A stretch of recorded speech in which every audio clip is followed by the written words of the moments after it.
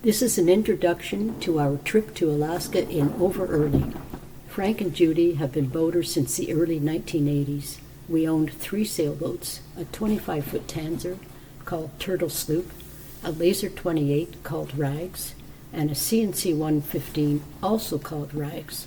We did a lot of racing, the biggest being the Van Isle 360, which we accomplished 3 times. After our last Van Isle in 2017, we decided we had enough of racing, which involves getting crew, paying for sails, and other expenses. Also, sailing during the summer meant having to motor much of the time due to lack of wind. In 2017, we bought our 47-foot trawler, a Palmer design. We call her Overearly. This has 2 meanings. One refers to being over the starting line early, and the other, did we quit racing too early? We did a lot of cruising with our 2 dogs and daughter Stephanie. We visited the Gulf Islands, Desolation Sound, and went north to Shearwater area. Desolation is not desolate, and the Gulf Islands are busy. There's lots to see around Shearwater, but after doing it several times, we decided in 2023 to go north to Alaska. It was a fun trip, but far too short. We did not have enough time to explore the north properly. In May 2025, we are departing again for the north, and we will spend approximately 4 weeks in Alaska. We plan to be on the water from mid-May to end of July. And this time, we will have just 1 dog, Kona. Our daughter Stephanie will stay home with the other dog, Breeze.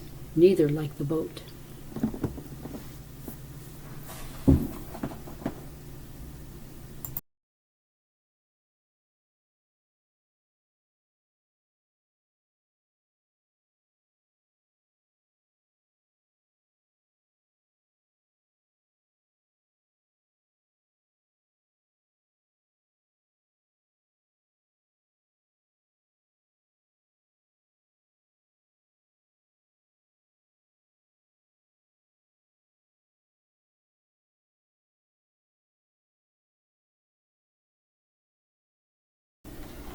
On May 16th, we plan to depart from our home port, Sunshine Beach Marina, in Northwest Bay, Nanoose, for our trip to Alaska.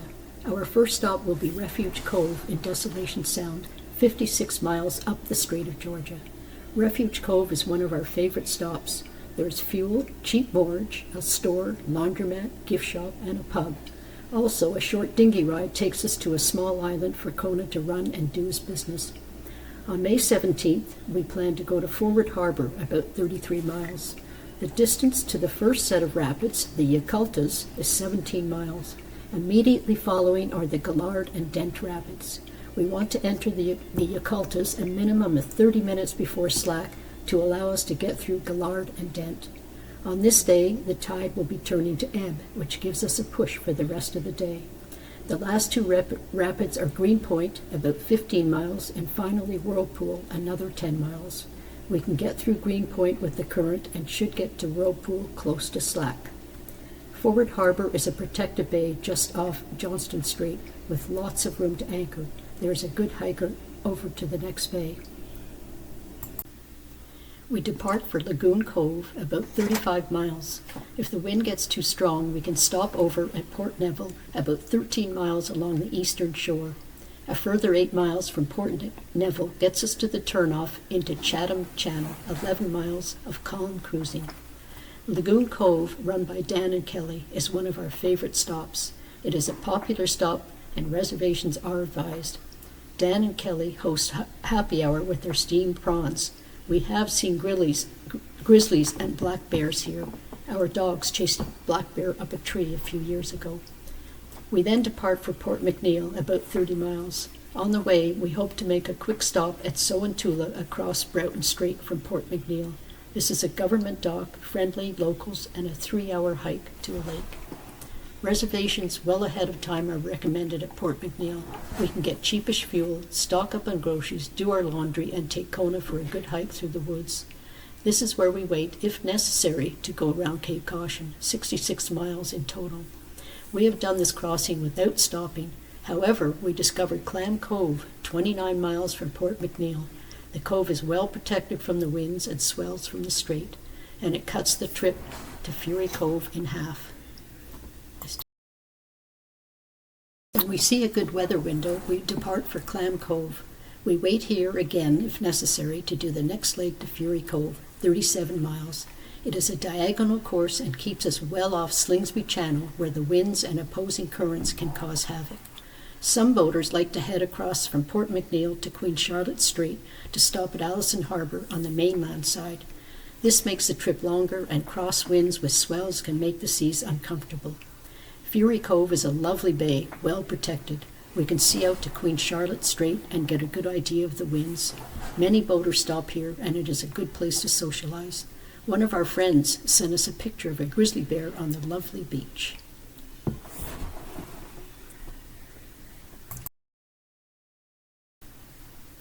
We depart for Shearwater and plan to stop in Pruth Bay, about 19 miles. It is popular and often crowded. A walk through the woods takes you to a sandy beach on the opposite side of Calvert Island and looks out onto the Pacific Ocean. A side trip to Ocean Falls is 47 miles, but worth the trip. This is a first-come, first-served based marina. There is good walking up to the dam on a gravel road. Also, a store that sells homemade pastries and ice cream. We like to stop at the small gift shop to talk to the owner. Last year, she told us that a grizzly was spotted on the breakwater. From Ocean Falls is Shearwater, 22 miles. Reservations are recommended, but we have never had a problem getting a spot. There is a well-stocked grocery store, hardware store, a laundromat, pub, and a fuel dock. This marina is busy with fishermen and cruisers.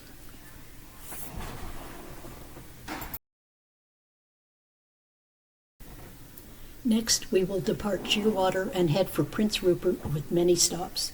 Our first stop is Rescue Bay, 32 miles, and it is well protected with good rowing. Last time we were there, we saw a wolf approaching our dinghy just as the dogs were getting in. Then we're off to Bottleneck Inlet, 17 miles. This will be new for us, but we have been told it is a good place for bear viewing, and Frank is always on the watch out for bears. Then on to Butedale, 31 miles. It looks open to winds, but we have never had a problem. There is a good dock and some hiking, but I prefer to stay in the boat to avoid meeting up with a bear or two. From Butedale is Hartley Bay, 27.7 miles, and a possibility, a place where we have not visited. Another choice is Coghlan Anchorage, just around the corner. After that, we head to Low Inlet, 18.6 miles, and a good place to hang out. There's outflow from a lagoon just above the inlet. We did anchor in this outflow last time, but ended up with dirty foam on our hull. Our final stop before Prince Rupert is Baker Inlet, 22 miles, a well-protected bay with lots of room. Last visit, just before heading out the pass, Frank went ashore with the dogs. The tide was so quick, ebbing, that our dinghy got beached, and he and the dogs had to be rescued by a friendly boater. When we finally left, the tide was against us, and as we went through the narrow, bendy pass, a big log forced us to back out. We'll watch the tide more carefully next time. Prince Rupert, 36 miles, is our last stop before entering U.S. territory. If the docks are booked, we can anchor in Pillsbury Cove, a large bay and shallow in parts. Cal Bay is a good marina, and another choice is the Prince Rupert Yacht Club. We can stay there until the wind predictions in Dixon Entrance are good for cruising. We will leave Prince Rupert, cross Dixon Entrance, hopefully in calm seas, and finally enter the U.S. with our first stop in Foggy Bay, 47 miles from Prince Rupert. We spend the night in Foggy Bay, which is a well-protected bay. Next stop is Ketchikan, 35.5 miles. This city is busy with cruise ships, fishing boats, and cruisers like us. We have moored at Bar Harbor, but there are other harbors from which to choose. We will again take the free bus to the downtown area where the cruise ships dock. This bus is used by locals and tourists alike and takes us on a circular tour, about 20 minutes, with many stops. Since there is so much to do, we'll spend a couple of days here. We will look forward to going back to a Mexican-Italian restaurant a short walk from the marina.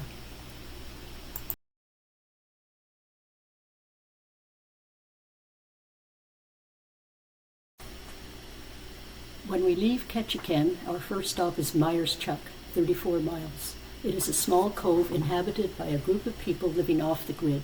They have created a lovely trail for walking, and a local resident takes orders for cinnamon rolls. Last time we approached Myers Chuck from the north, we had a difficult time entering the bay due to big seas and gale force winds. We then head off for Wrangell, 50 miles. We will pass the Niblack Islands and turn to port on Samovia Strait.